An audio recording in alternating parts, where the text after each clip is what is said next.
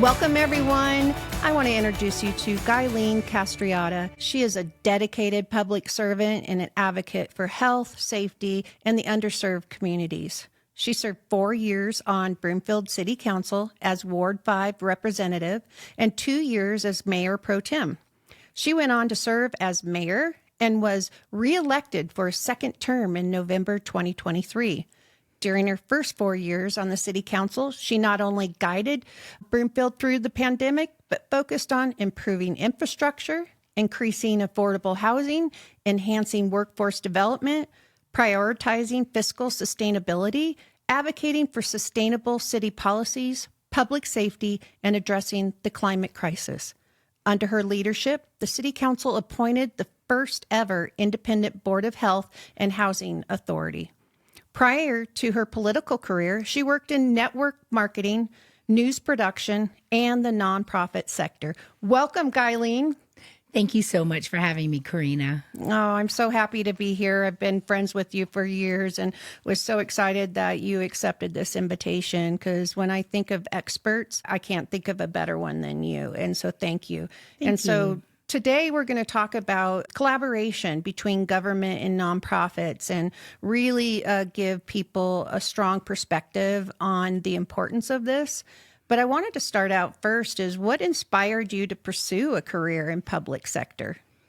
Well, I obviously didn't start out that way, but as you grow up, you learn that you don't have to stick with one thing. You can reinvent yourself, you can pivot and go in a different direction. And I think my motivation to go into journalism and news production, part of that was about advocating for folks and telling people stories and shining a light on problems like investigative reportings. That's where that training kind of lends itself to being the mayor, because I'm advocating for my neighbors. I'm advocating for folks who haven't gotten a good response from the city and need something done quickly. Makes a lot of sense. Health and safety issues. So that's the one thing I get to use those advocacy skills and my passion to help my neighbors. I love that. And then also, when looking at, just your relationship with me and, helping with the nonprofit sector, the fact that you worked in nonprofits before probably adds that passion to have that collaboration.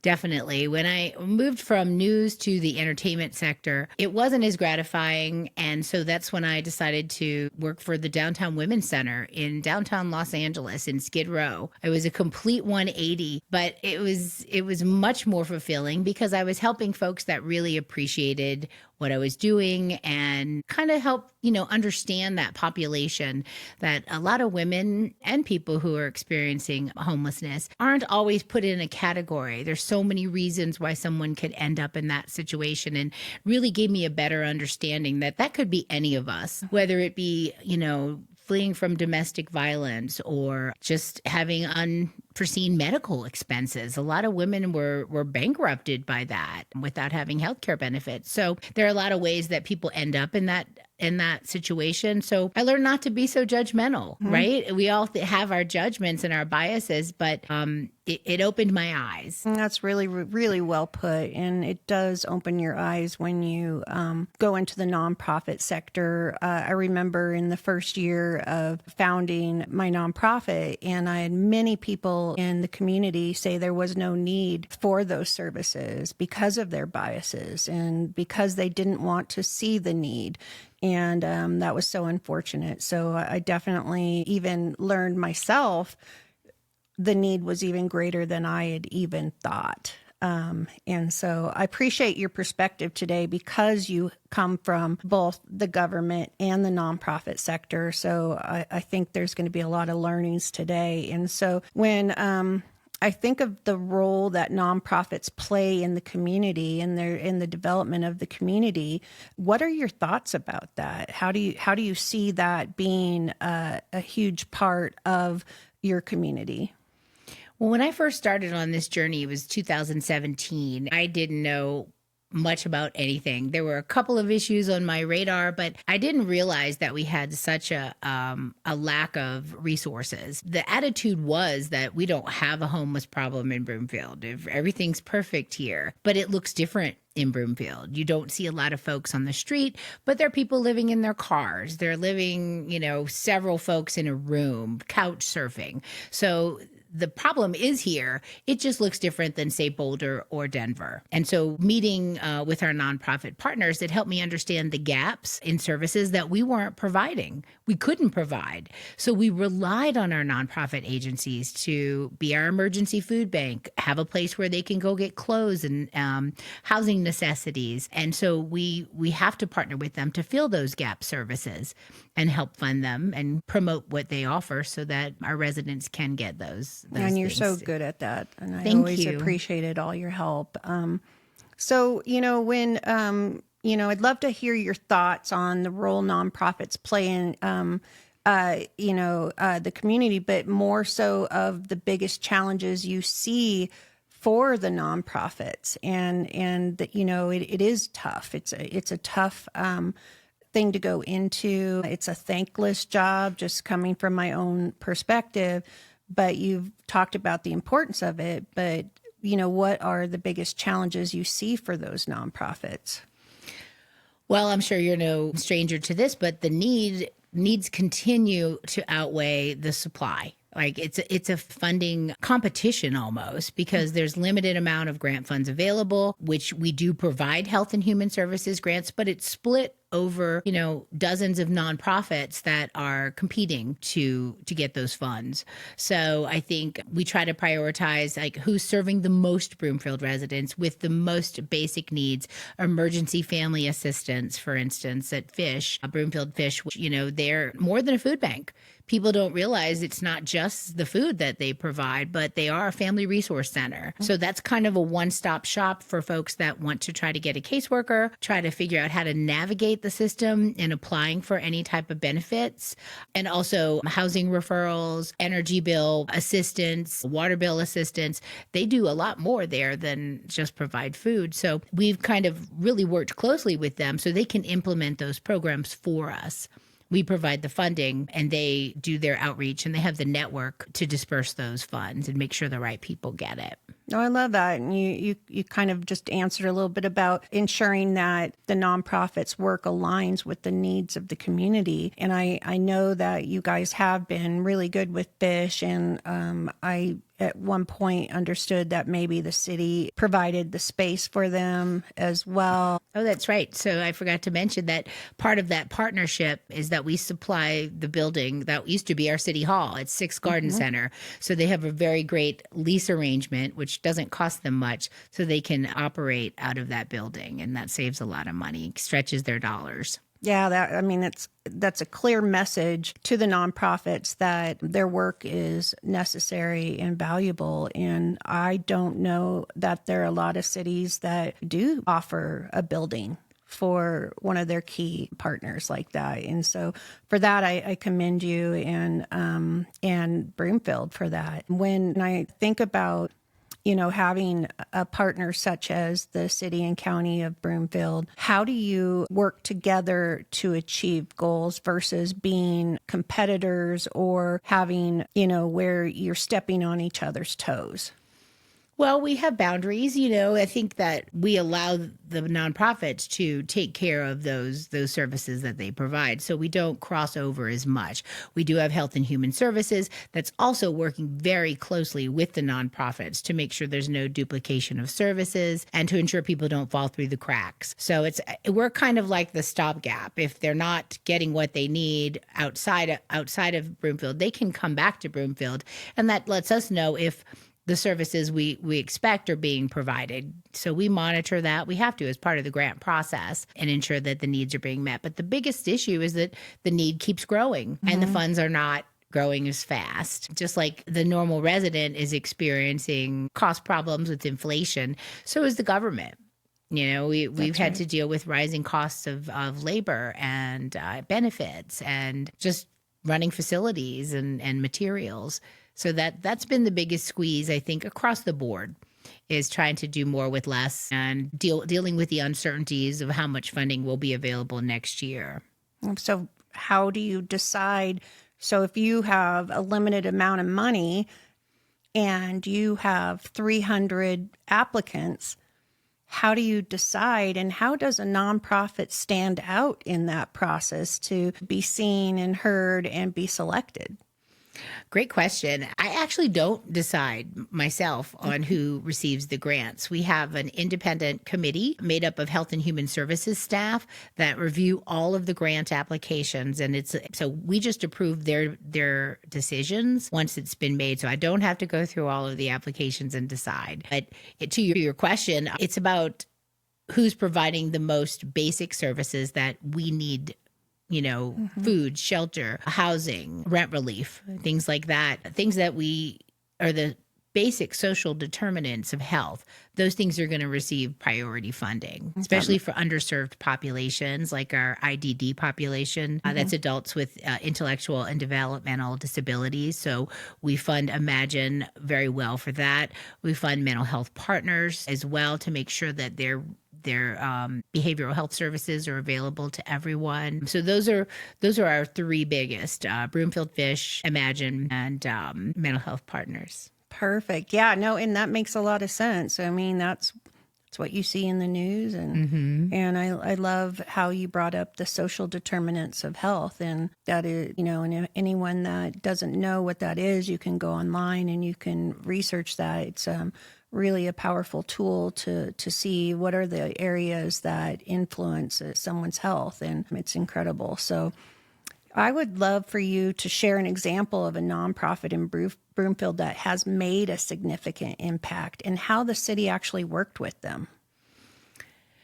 Well, I'm going to go back to Broomfield Fish because they have been our emergency family assistance center. So that is where people go for their first stop. If anyone reaches out to us or needs help in an emergency situation for food, paying bills, rent relief, we send them there. And so that's where the process starts. And I think it's organic because Broomfield Fish has been here since Broomfield was Broomfield. It started in a church, and then it obviously became a secular nonprofit, but it was just a group of women similar to how you started yours, that saw a need and decided to run with it. And obviously it's grown into so much more. And we're growing even still as we have our independent housing authority now. Can you tell more about that? Yeah, I'd love to. So when Broomfield became a county in 2001, we had to start providing county services. So that's the difference. City services are one thing. County services mean you have to stand up a health department.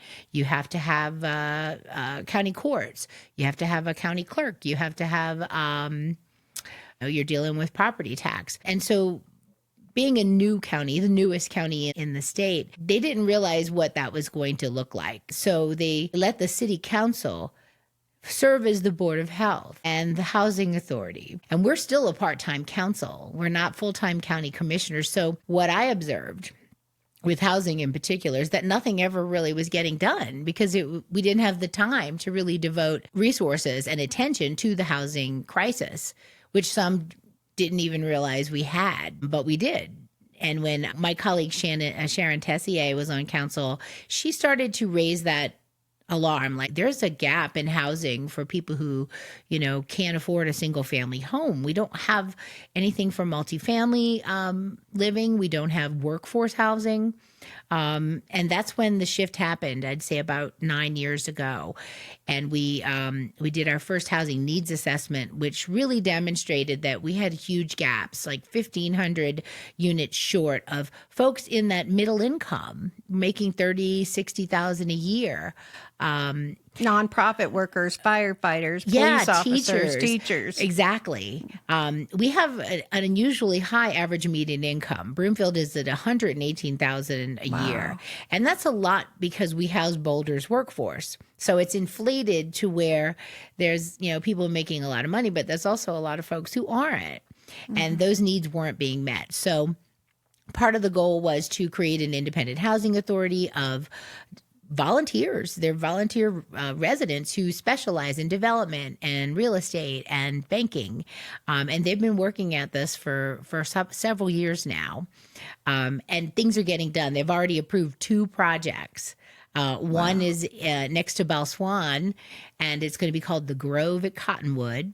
And it's going to be 55 units at 30% AMI for the IDD population. Can you explain AMI? Yeah, average median income. So people making $30,000, $40,000 a year would be able to apply for these units, and they'll have wraparound services. So we're trying to provide housing for an underserved population that there's no place for these adults to go. Parents of children with developmental disabilities are only going to be able to take care of them for so long. And there's a huge need for that. So we answered that call. I'm so proud that our community and our council passed it. When did that happen? I didn't know. This year. Oh, in congratulations. Northmore, next to Northmore Park, right across the street from Bal Swan, which serves children with with developmental disabilities. Mm-hmm. So there's room for caregivers. There's support services going to be on site, and it's one of a kind.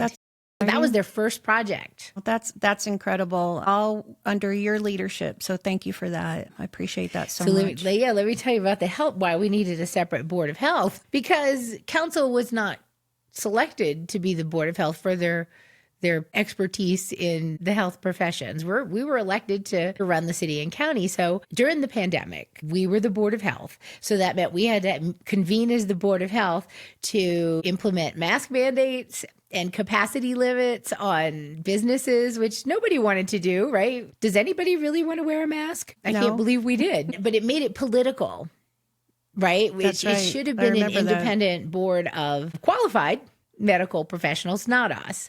And so as soon as we could, we appointed a professional board of health that's separate than us, and they're all volunteer Broomfield residents that work in different health professions: environmental health, pediatric health, behavioral health. And it's been going really well. Oh, that's outstanding. So we're future-proofed if there's another pandemic. Well, let's hope that doesn't happen. I'd never want to go through that again. No, me too. Oh, my goodness. Well, that sounds exciting for the city. And you know what? I had no idea that the city and county of Broomfield is the newest one in the state. So when I think of it as, part of the larger metro area, how do you foster collaboration with neighboring cities and counties and nonprofits and agencies to address shared challenges? Well, there's lots of opportunities. There's a lot of regional boards that I'm on. I'm actually on the State Board of Health, so I represent our Congressional District 7 on the state board, and I'm the voice of the local governments. I'm there to explain to the CDPHE that, these are great things you're passing, but there's no money to pay for it, so who's going to pay for it? So more about exposing unfunded mandates, making sure that what they're asking us to implement is actually possible, because the folks that are making decisions don't actually know if what's possible. So that's one thing. I'm also going to be chair of the Metro Mayor's Caucus next year. It's the first time a Broomfield mayor has made it to chair. And we comprise mayors in 38 cities along the Front Range. So we represent over half the population in Colorado. We meet monthly and we discuss our shared challenges. It's very nonpartisan. It's so refreshing because we're all doing this for love of community.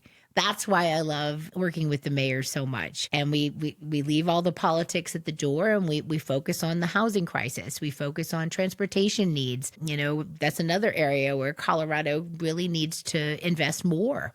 There's not a lot of public transit in Broomfield. If you live here, you know that. And that needs to change because there are folks that are transit dependent, but we're kind of a desert out here. So I'm always advocating with RTD to get our share of the funding, at least of the service, because we pay a lot of sales and use tax. That's right. But we don't get the bus service. So there's going to be some reform this year in the upcoming legislative session to make it more equitable.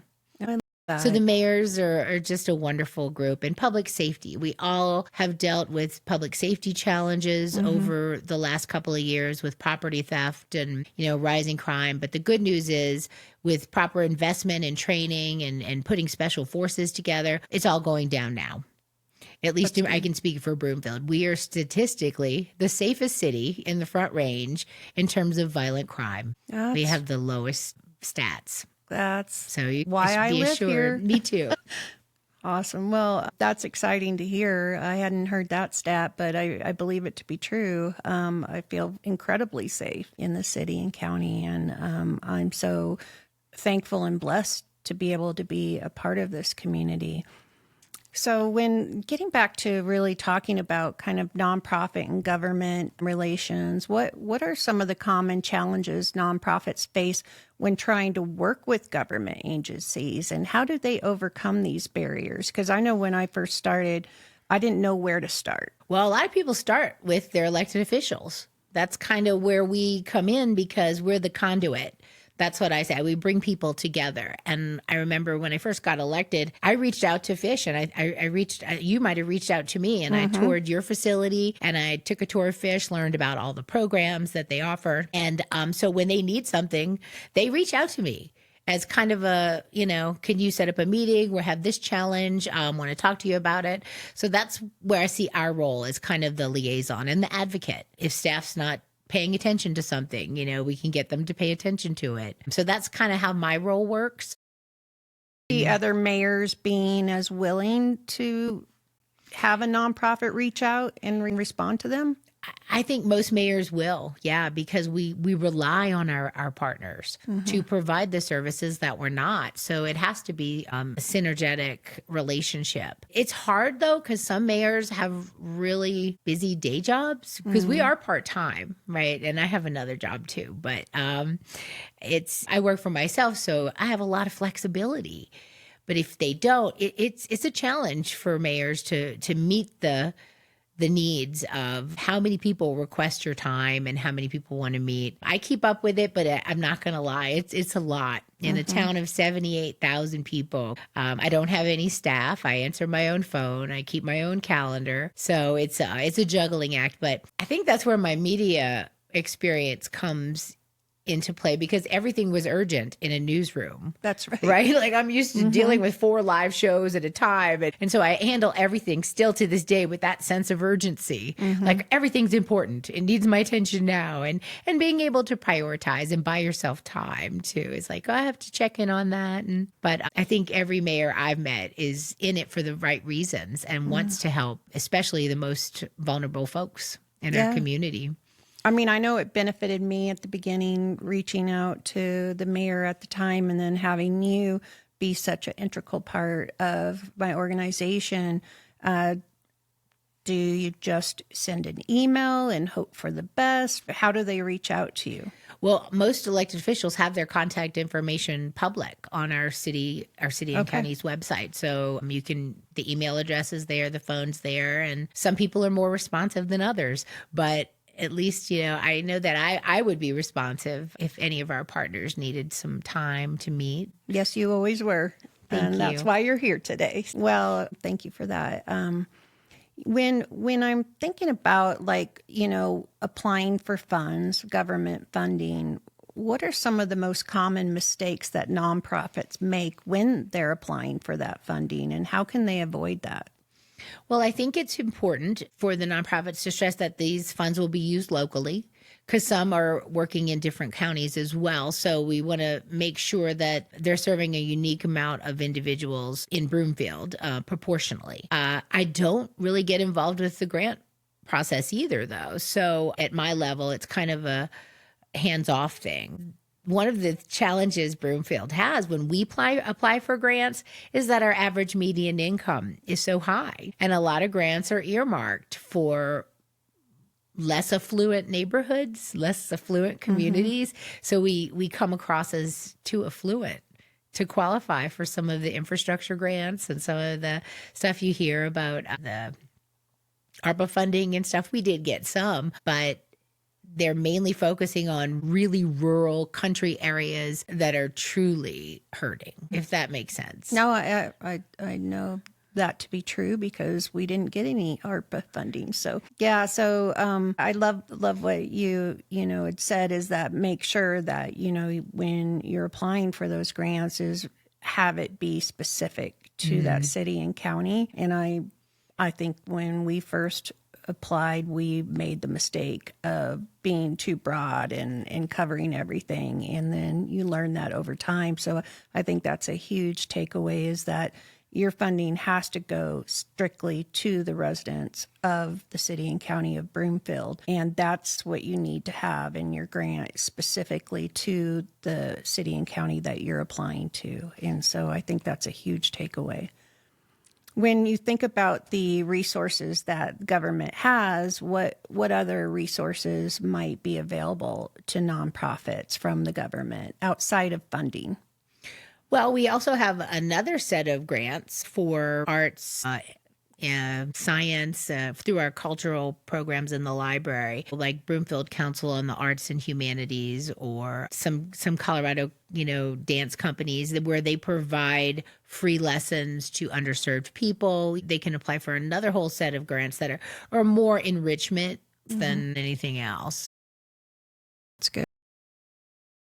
Helping gather volunteers. A lot of our nonprofits are volunteer dependent. Mine was. And so making sure that volunteers are treated well is so important, and keeping them engaged, and making sure that volunteers have a good experience. That's what I learned at the Downtown Women's Center, is that, people are coming in and they're giving you their time, and they're working really hard is to make sure that it's a good environment for them and they want to come back. I mean, volunteers is such a crucial piece to nonprofit, because you just don't have the funds to be able to pay for a lot of employees. And I know we would post on the city and county of Broomfield's website volunteer opportunities, and I thought that was amazing. And I don't see that in all cities and counties as an opportunity. Like during the holidays with the gift drives and the food drives, we do a lot of promotion on our social media channels to help supplement the marketing that the agencies are doing.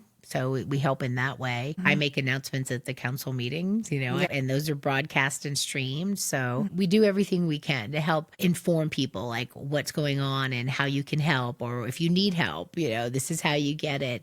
The challenge of communicating is real, though, because our local papers have all but kind of dwindled away. Local journalism is struggling, and our one source, the Broomfield Enterprise, is no longer distributing papers like it used to everywhere. And that was a lot of folks' source of news, what's going on in the city. So we're trying to increase our social media presence, which again doesn't cover everybody, but we have an email sign up, be in the loop. So you can sign up for updates on community events, programs. We do property tax relief programs for seniors that are income qualified. We do rent relief programs for, again, people who are income qualified, water and utility bills assistance, because we provide the utility, so we can give folks a discount there. And it's getting the word out is always a challenge, because when people have to opt in, it takes a while to get them to opt in. You do cold weather we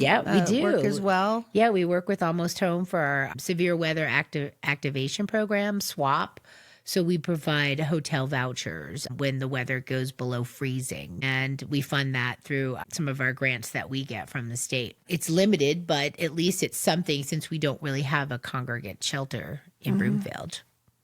So could a nonprofit use any of your spaces for free? Is that something that you guys offer as well? Yes, we do. I know the auditorium and the library conference rooms are available for nonprofit use a couple of times a year. We also have the Depot Museum and the Bruner House. I know some of our nonprofits use those places for events and meeting space. So yeah, we're definitely willing to provide space. Yeah, I think that's something that, a lot of nonprofits don't think about. And then they're thinking that they have to go rent a place when they might have resources just right in their own community because of their government relationships that they have. Oh, yeah. And I invite people to call the city and county, find out what's available. Because I can say this one thing about our staff.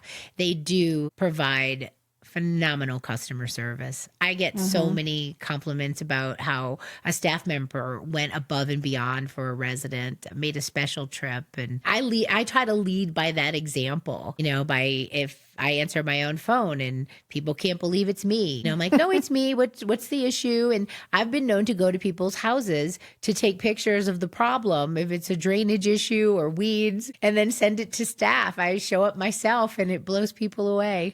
I love that. Yeah, I think when I first met you, you pretty much blew me away. I was like, wow, this is not an ordinary mayor for sure. So that's why people need to know that government can work for them. Yeah, they can. It can. It can. And And that's why they need to elect the right leaders, the leaders that do answer their phone and do go above and beyond for their community. And that's why I wanted you as a guest today, because I can't think of a better guest to tell the story of how to work with nonprofits other than somebody who I've seen live it versus just talk it. You know, there's good talkers, but there's people who actually live it, and that is definitely who you are. So it's important who you elect. It's important that you get the right people in office that step up for your community, because you just don't know when you're going to need the help. You might be living, and have money in the bank and food on the table. And then all of a sudden it could be one crisis that all of a sudden you are in need of the services of the nonprofits. And you do want to have somebody that is an elected official who believes in serving their community, and the community that may not have everything that they need. And so really appreciative. You know, when I think about local government and to provide sustainable and equitable resources for nonprofits, how do you go about that when you talk about funds being lower and then maybe Broomfield isn't seen as that there's a true need? How do you find the money to be able to sustain those important organizations that you talk about meeting those social determinants of health? Well, we are fortunate. The advantage to being a city and a county is that it's a consolidated budget. And so we also serve the role of the county commissioners. So we don't have to go and fight with the county commissioner to get funding. We are that. That's so great. being the one unit, I call it the trifecta because we're home rule too. So we don't need to ask the state for permission to do anything. So we've got the perfect situation where if sales and use tax revenue is down, the property tax revenue might be up. So it balances it out. And we're much better positioned than many of my surrounding cities who are struggling because they don't have those multiple sources of revenue. Broomfield truly diversified. They did a lot of things right in terms of building up the economic sector, which provides 4 times as much tax revenue as residential. So having a balance of residential and non-residential property tax revenue is the key. So if we need more in one area, we can move it around in the budget process. And we've done that to increase our budgets to help serve the people in need. We keep adding more every year. And we're able to do so. So we're not in a bad position at all. That's good. That's good. How can we ensure that both nonprofits and government initiatives are effectively addressing the needs of all demographics and communities while ensuring a balanced focus across different groups? That is a fantastic question. And my answer is that representation matters. And that we now have the youngest and most diverse city council Broomfield has ever had. We have renters, right? We have our first woman of color that we elected. Our first Vietnamese American, and there's 3 in their early 30s. So that is an important voice.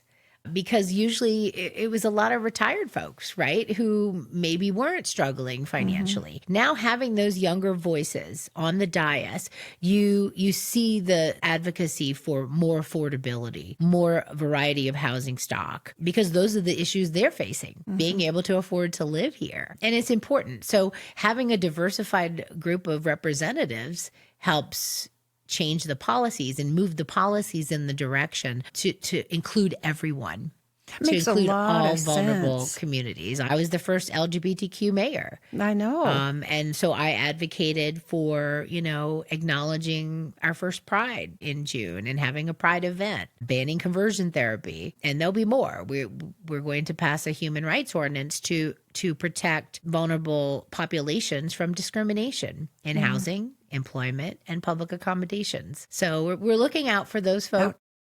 Thank you. So how do other councils follow suit? Do you see them having the same diversification on their councils? Yes, I've seen a wave of younger people, minority candidates running for office. In fact, I went to a training where it was focused on trying to recruit more minority female candidates to run, to have that diverse representation. Because that was kind of why I ran in the first place. I didn't see myself represented up there. And the saying goes, if you're not at the table, you're on the menu. But no, representation does matter, because who else is going to speak up for those communities? I love that. And I know you've done such a great job, and it has made me so proud to live in Broomfield, and thank you for that. So we're seeing what a phenomenal leader you are. What are the key attributes that you see in a successful nonprofit leader, and how can local government support those leaders? Well, I feel like it's just as challenging as being a mayor. I mean, you're answering to so many masters, right? You have the residents that you're serving. You have your board. You have sometimes conflicting priorities. The pressure to fundraise is probably relentless. And the pressure on my end is more like try to figure out how to do more with less, as costs keep rising, but the need's not going away. So I think it's all those qualities, that being able to juggle a lot and pivot and be flexible. Pivot was my favorite word. Flexibility was key with the nonprofit I worked for, because you never knew what the day was going to look like and how many people would show up to help or not. Right. It could be just you in there cooking for 300 women. So it was flexibility and being able to just adjust to the changing circumstances. Yeah, you have to have tenacity. That's for sure. It's not an easy job to pick. So if anyone's thinking about going into this, I would make sure that you are so passionate about it that you will wake up every day, and it'll be okay that you have to put in extra hours and grind harder than you see for-profits doing, because it is not for the faint of heart, but it also is so fulfilling and such a worthy profession. Well, I started to realize that I don't know if I chose this as much as it chose me.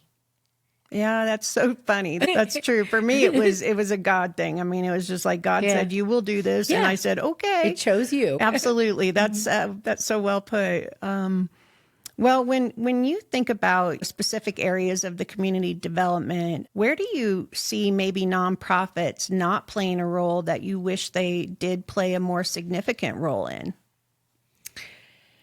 Well, I mean, I feel like we're very fortunate to have people covering a lot of areas that we don't, currently support those services. But I do think, we need to have some conversations around, are we a place where people can come and find housing? And we struggle with that because we don't build the housing. We're kind of at the mercy of the market and the developer's pace. So I think that's what a lot of people don't understand. We've approved a lot of affordable units over the last 2 years.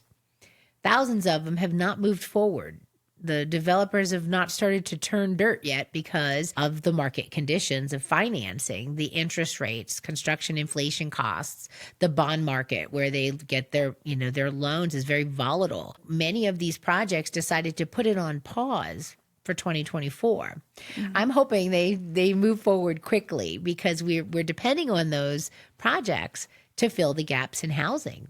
Especially since we you were have doing them our part. Yeah, they're already approved. They're approved. We're not holding them up. But, when you look at, those developers pricing, for the construction materials and the cost of labor, it's going up. Yeah. And it's hard to even find people that will do the work. And so it's understandable that there's a swing and a miss there. What are some ways that you're working on of helping developers close the gap? Well, we've cut down the time it takes for projects to be reviewed. We streamlined that process, so some of them don't even have to have a hearing with city council, which is time consuming and does cost money. So on smaller projects that are within the allowed uses of the land, they can get approved through our land use review commission. And so we shaved months off the development review process and gave some administrative approvals to folks to make it go faster. But the variables that we can't really impact are if they need more money, we can't be their bank. You do probably have some incentives. Oh, we do lots of incentives. We give them property tax discounts, sales tax discounts, water tap fee discounts, setbacks, shoulder setbacks, variances. We've done a lot to try to work with our development partners because we realize too, that's another thing that we're not going to build our way out of. We need to work together and we all have to put skin in the game and make some concessions to get housing built faster. So, this probably is going to be the answer is housing, but where do you see the relationships between nonprofits and government in 5 to 10 years? We need more nonprofit partners to build these units. We do. There's a few out there and they're doing a great job, but like I said, they're stalled right now. And that's really disappointing because we rushed them through to the approval process and now they're sitting and the costs are only going to go up.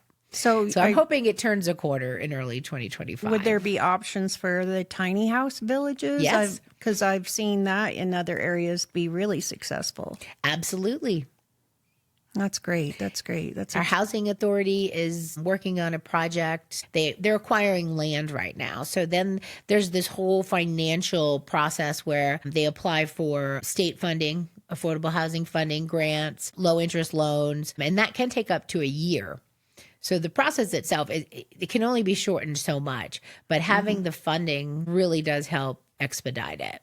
Yeah, it makes sense. And I know some cities and counties allow ADUs. Is that something that we do? Oh, wow. We approved that. That was one of the recommendations of our housing authority to allow that. And we did it, I think, in 2020, where it wasn't restricted, right? So we have a lot of HOAs, about half the community's HOAs, where it was restricted that you can't build an accessory building.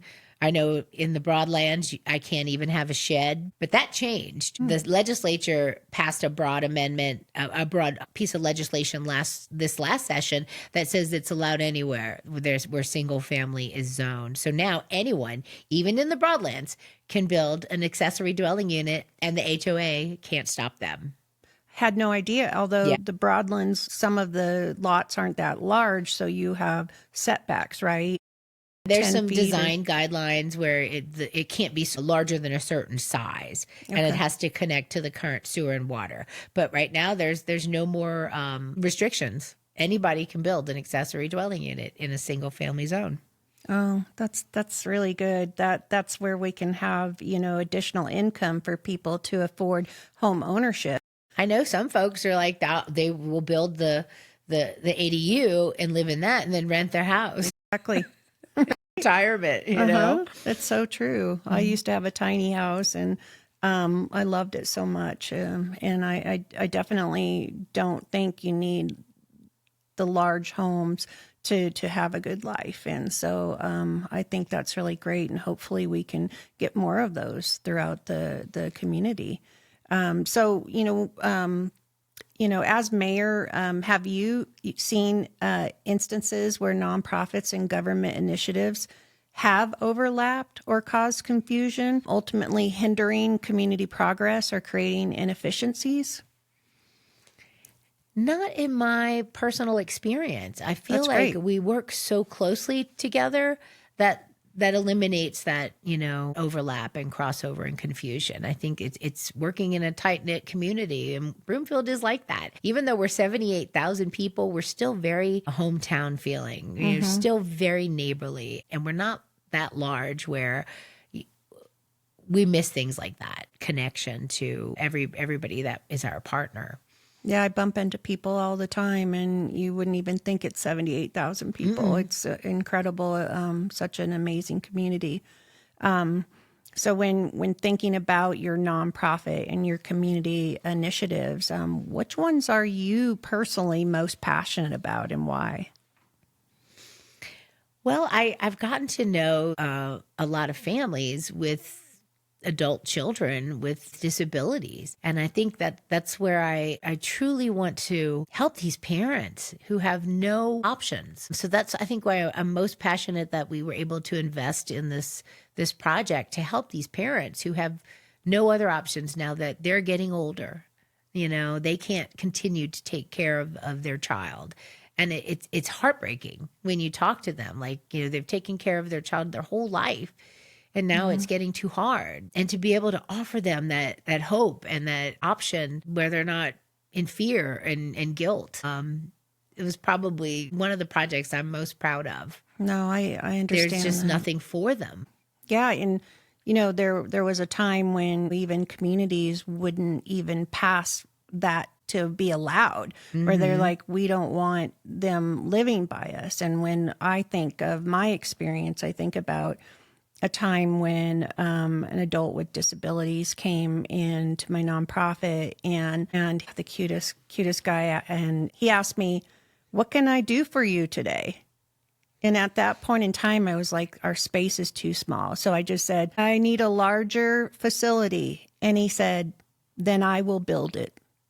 And then I just teared up.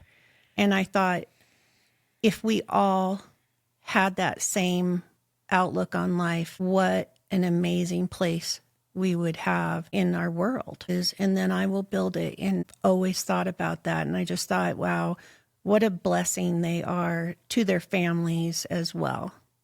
Oh yeah, I think that's what the whole DEI movement was about. It was about, and Broomfield had a long way to come because it wasn't part of the culture, but ensuring that every resident has equal access to the services we provide was something we've really worked on the last few years. We didn't even have accommodations for folks who didn't speak English.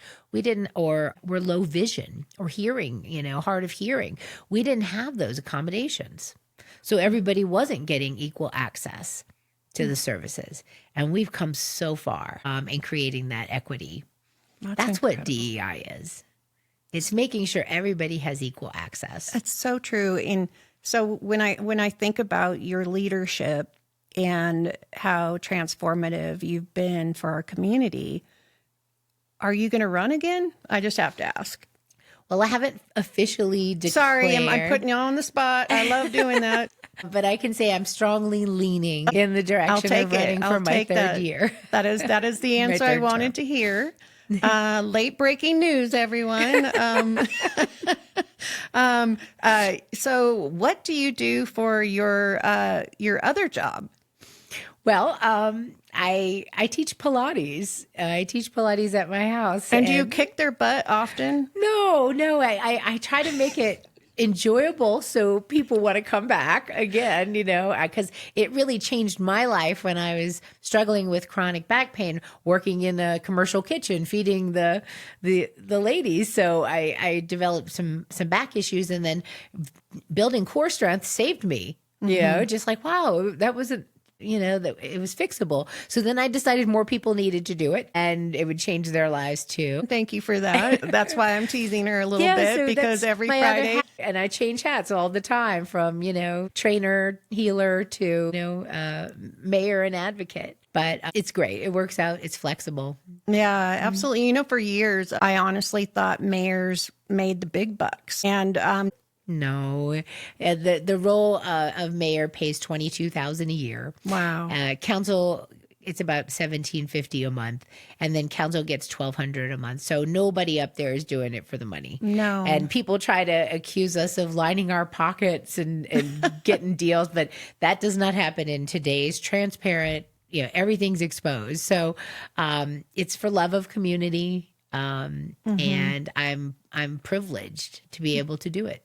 Yeah. Is there any way people can reach out to you and learn more about the city and county of Broomfield? Maybe even other mayors that want to learn from you, or other nonprofit leaders, or somebody who wants to take these lessons that you've taught us today and apply it to their own work?